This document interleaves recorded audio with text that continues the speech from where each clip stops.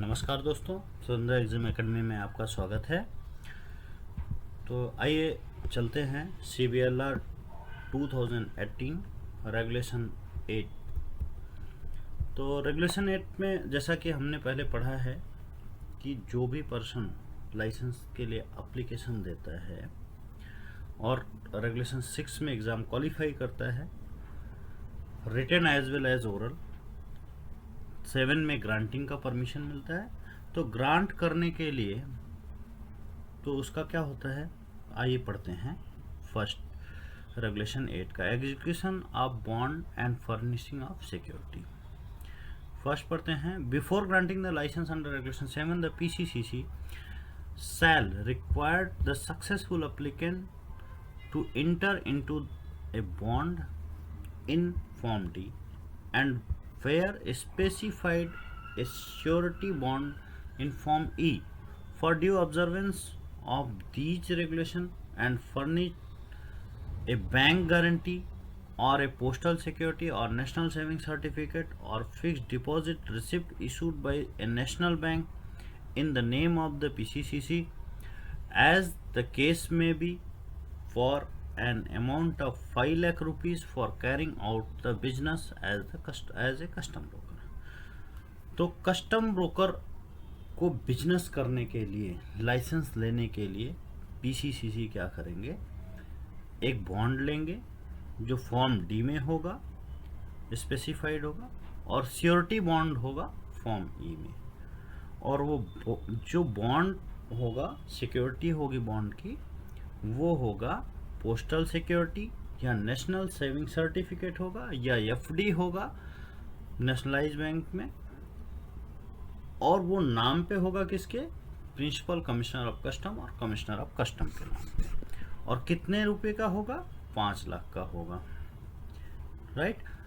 Next second condition में बोलता है, in case where a postal security और नेशनल सेविंग सर्टिफिकेट और FD is furnished, receipt is furnished, the benefit interest of on the instrument shall occur to the custom broker concerned। तो FD तो हम करेंगे PCCC के नाम पे, लेकिन यहाँ लिखा गया है कि जो आप कस्टम को FD करेंगे या नेशनल सेविंग सर्टिफिकेट देंगे या पोस्टल सिक्योरिटी देंगे, तो उस 5 लाख का जो इंटरेस्ट आएगा, वो इंटरेस्ट किसको जाएगा, वो कस्टम ब्रोकर लाइसेंसी को जाएगा, ना कि कस्टम को जाएगा। राइट। तो regulation 8A surrender of licence. Surrender of licence first में क्या बोलते हैं, a licensee may surrender the licence granted under custom house agent licensing regulation 1984, the custom house agent licensing regulation 2004, the custom broker licensing regulation 2013 और the custom broker licensing regulation 2018। A written request to the PCCC who has issued the license as the case may be। तो पहले में बोला गया कि जो भी licence हुआ है CHALR 1984, 2004 या CBLR 2013 या CBLR 2018 में जो भी लाइसेंस इशू हुआ है, अगर लाइसेंसी चाहे तो उसको सरेंडर कर सकता है। कैसे सरेंडर करेगा, रिटर्न रिक्वेस्ट देके। और रिटर्न रिक्वेस्ट किसके नाम पे, प्रिंसिपल कमिश्नर ऑफ कस्टम और प्रिंसिपल कमिश्नर ऑफ कस्टम के नाम पे देना होगा, जिन्होंने लाइसेंस इशू किया है। सेकंड में बोला गया है, on receipt of the request under sub regulation 1 the PCCC may revoke the licence if. Request देने के बाद PCCC चाहे लाइसेंस को रिवोक कर देंगे, लेकिन कंडीशन क्या होगा कि the licensee has paid all dues payable to the central government under the provision of the act, rule और regulation made thereunder and no proceeding are pending against the licensee under the act और the rule और regulation made thereunder. तो पहला condition था कि कोई due नहीं होना चाहिए सेंट्रल गवर्नमेंट का उस लाइसेंसी के अगेंस्ट। जो कि इस एक्ट में हो, रूल में हो या रेगुलेशन में हो। ये दूसरा कंडीशन है कि उसके अगेंस्ट कोई प्रोसीडिंग न चल, उसके अगेंस्ट मीन्स लाइसेंसी के अगेंस्ट कोई प्रोसीडिंग न चल रही हो इस एक्ट के अंदर, कस्टम एक्ट 1962 के अंदर, रूल या रेगुलेशन जो बने हैं उसके अंदर। तब क्या होगा, पीसीसीसी लाइसेंस को सरेंडर कर लेंगे और रिवोक कर देंगे। Next, period of validity of licence. तो दोस्तों, जैसा कि पहले हम जानते हैं कि पहले लाइसेंस की वैलिडिटी 10 ईयर्स के लिए होती थी। तो आइए पढ़ लेते हैं। अब उसको चेंज करके गवर्नमेंट ने क्या कर दिया कि इसको अनलिमिटेड वैलिडिटी कर दिया। तो हम पढ़ लेते हैं। फर्स्ट में क्या बोला है, जो भी लाइसेंस इशू हुआ है CHALR 1984 या 2004 या CBLR 2013 या 2018 shall be valid unless and until revoked in term of provision under sub regulation 2 of regulation 8A और regulation 14। तो जो भी लाइसेंस इशू हैं चारों रेगुलेशन में वो क्या होंगे, वैलिड रहेंगे। कब तक वैलिड रहेंगे, जब तक कि वो 8A में सरेंडर न हुआ हो या 14 में रिवोक्ड न हो गया हो, तब तक वैलिड रहेंगे।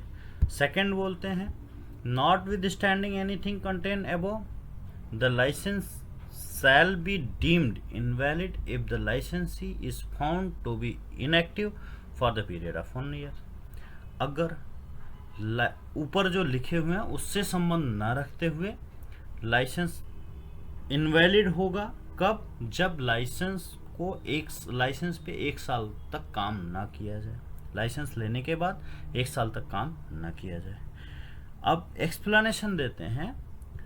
इन term inactive refer to the custom broker who does not transact any business pertaining the custom during the period of 1 year excluding the period of which a license has been suspended under regulation 7।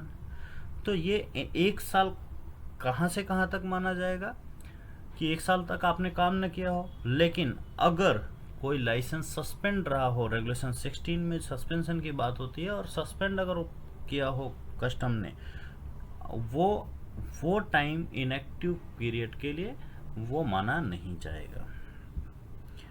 Third में, subject to the provision of regulation 7 the PCCC of custom may on an application made by the licensee inform I after his license has been deemed invalid under regulation 2 renew the licensee from the date of expiration after satisfying himself that the applicant is otherwise eligible to grant license under regulation 7 and upon payment of fee 15,000 rupees by the custom broker within 1 month of the date of receipt of application।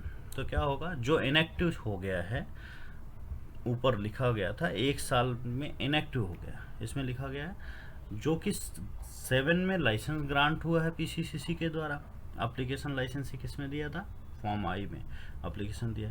अब licence grant होने के बाद अगर invalid हो गया है, जो कि रेगुलेशन ऊपर सब रेगुलेशन 2 में लिखा गया है 9 के, तो वो रिन्यू हो सकता है। कैसे हो सकता है कि एप्लीकेंट को रिन्यूएशन के लिए 15,000 पेमेंट करना होगा, एक एप्लीकेशन देना होगा, और 15,000 पेमेंट के साथ वो एप्लीकेशन और पेमेंट देने के 1 महीने में, विद इन 1 मंथ, 1 महीने के अंदर आपका लाइसेंस फिर से रिन्यू कर दिया जाएगा भाई।